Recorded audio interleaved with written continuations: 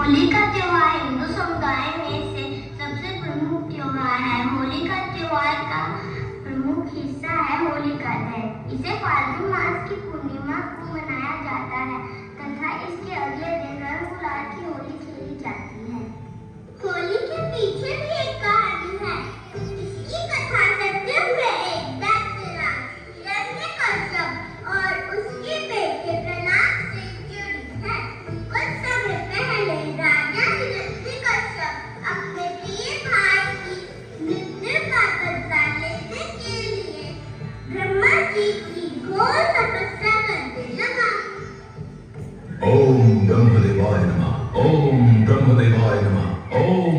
धीरे धीरे समय बीता और कैटू ने एक पुत्र को जन्म दिया जिसका नाम प्रहलाद रखा गया। इधर हिरण्यकश्यप की कठोर तपस्या पूरी हो चुकी थी और ब्रह्मा जी प्रकट हुए। हिरण्यकश्यप, मैं तुम्हारी तपस्या से प्रसन्न हूँ। मांगो, क्या वरदान मांगते हो? ब्रह्मदेव, मुझे ऐसा वरदान दीजिए, मुझे न कोई घर के भीतर मार सके, न घर के बाहर, न अस्त्र से, न शस्त्र से, न दिन में, न रात में, न मनुष्य से और न पशु से, न आकाश में, न पृथ्वी में। ठीक है पुत्र, यदि तुम्हारी ऐसी ही इच्छा है तो मैं तुम्हें ये वरदान प्रदान करता हूँ। वरदान मिलने के बाद हिरण्यकश्यप को अपने ऊपर अहंकार हो गया और वह तीनों लोगों पर अत्याचार करने लगा। कुछ समय बाद कयाधु अपने पुत्र प्रहलाद को लेकर महल में आ गई। भक्त प्रहलाद शिक्षा दीक्षा ग्रहण करने गए तो वहां भी वे श्री हरि का नाम भी जपते थे। ओम भगवते वासुदेवाय नमः। ओम भगवते वासुदेवाय नमः। जब ये बात हिरण्यकश्यप को पता चली तो वे क्रोध में आ गया और बोला, अरे ये बड़ा दुरात्मा है, इसको मार डालो। अब इसके जीने से कोई लाभ नहीं है क्योंकि ये शत्रु प्रेमी तो अपने कुल का ही नाश करने वाला हो गया है। नहीं नहीं स्वामी, ऐसा मत कीजिए। मेरे लाल, मेरे बालक को छोड़ दीजिए, ये आपका पुत्र है। सैनिकों ने प्रहलाद को मारने की कोशिश की। उनके सभी प्रयास असफल हो जाते थे। सैनिकों ने प्रहलाद के हाथ में बांधकर समुद्र में फेंका। विषैले सांपों से डसवाया। विषैले भोजन खाने के बाद भी श्री हरि की कृपा से प्रहलाद पर कोई असर नहीं हुआ।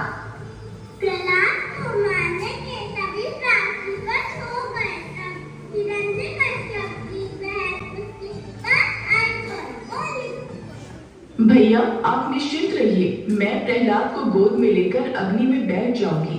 आपको याद है ना, मेरे पास ब्रह्मा जी द्वारा दी हुई वह शॉल है जिसे ओढ़कर मेरे ऊपर अग्नि का कोई प्रभाव नहीं होता।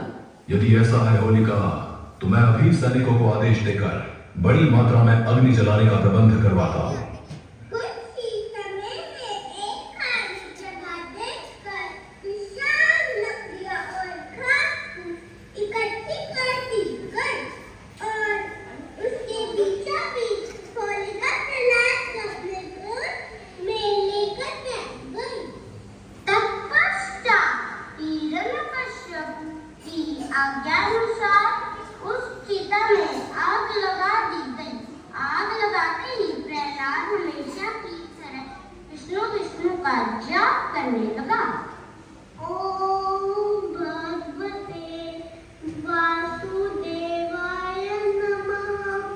ओम भगवते वासुदेवाय नमः। जैसे जैसे अग्नि की आग उन तक पहुंचती गई वैसे वैसे होलिका को उसकी तपन महसूस होने लगी।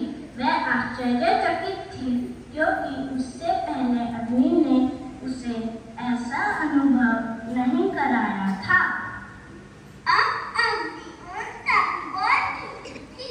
होलिका को यह देखकर बड़ा ही क्रोध आया और वह बोली, छल, मुझसे छल हुआ है। ब्रह्मदेव का वरदान झूठा है। बचाओ, कोई बचाओ। होलिका की बातें सुनकर ब्रह्मा जी प्रकट हुए और बोले, शायद तुम भूल रही हो, ये वरदान देते समय मैंने तुमसे कहा था कि ये तभी प्रभावी होगा जब तुम इसे स्वयं की रक्षा करने या दूसरों की भलाई के लिए उपयोग करोगी, पर तुम्हारे हाथों से इस वरदान का दुरुपयोग हुआ है। तुमने इस वरदान के द्वारा निर्दोष बालक को मारने का दुस्साहस किया है, इसलिए तुम्हें अपनी करनी का फल प्राप्त हुआ है। अग्नि बहुत विशाल थी और होलिका चाहकर भी उस अग्नि से नहीं निकल सकती थी। प्रहलाद की रक्षा स्वयं नारायण कर रहे थे, इसलिए उसे कुछ भी नहीं हुआ।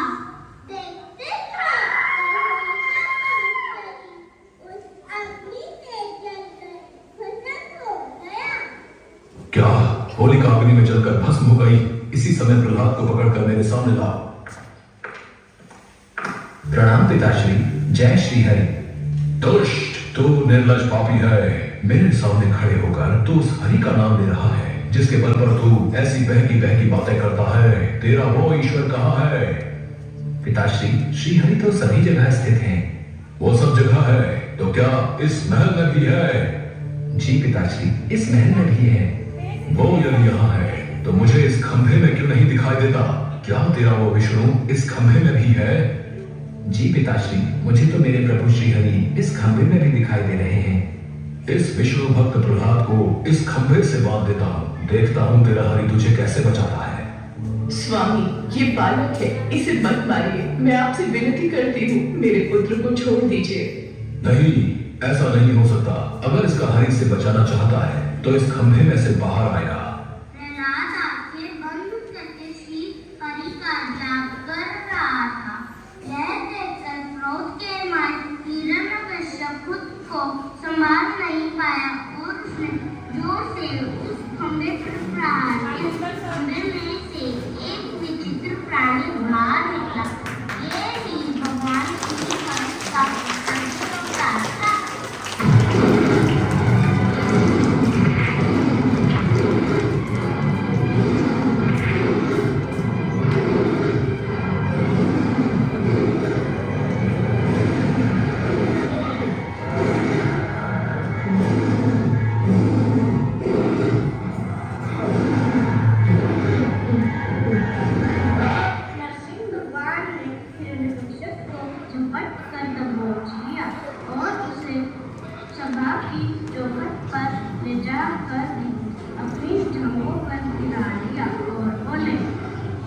हे हिरण्यकश्यप, ब्रह्मा जी के वरदान का आदर करते हुए मैं तेरा वध कर रहा हूँ। न दिन है न रात है, संध्या वेला है, न घर के भीतर न ही बाहर। मैं तुझे चौखट पर मार रहा हूँ। न ही मनुष्य और न ही पशु, बल्कि मेरा आधा शरीर मनुष्य और आधा शरीर पशु का है। मैं तुझे किसी अस्त्र या शस्त्र से नहीं, बल्कि मैं तुझे अपने नाखूनों से मार रहा हूँ।